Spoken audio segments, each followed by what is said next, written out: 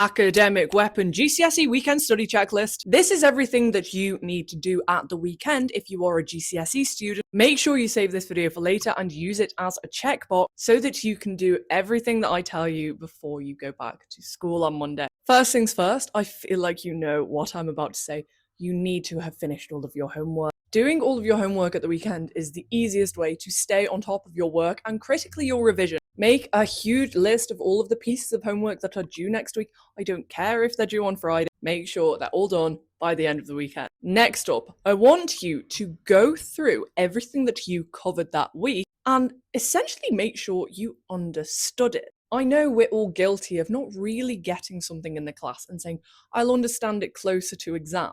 But this is not the right way to go about it. If you do little and often and you stay on top of your work, you will get better grades. Because remember, what you cover next week usually requires your understanding of the content you covered this, particularly for subjects like science and math. So what can you do if you don't understand? Number one, you need to get that content into your head. And number two, you need to practice. You need to absorb that information to make sure you've understood it and then solidify that, ingrain it into your long-term memory through exam practice. And the best website combining both of these elements of revision is Medley. So let's say I was really struggling with linear inequalities this week in GCSE maths. Medley has all of the information that I need that I am able to review before I attempt the question. But then there are also practice paper questions for me to try out.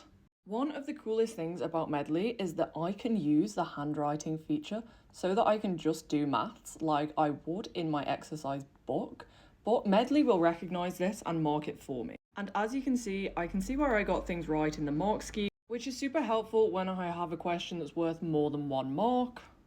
Because I can see here that the marks are broken down in this way, so I needed to simplify that in order to get the second mark. However, I can also ask Medley questions. So for example, I know something funny happens with the inequality flipping, so I can ask Medley any question that comes to mind, as well as checking the revision note that is available to me. If you stay on top of your work and you make sure you've gotten all of your homework done, you will get those top grades that you are aiming for. If you like this video, be sure to save it for later and follow if you want to see more daily GCSE tips.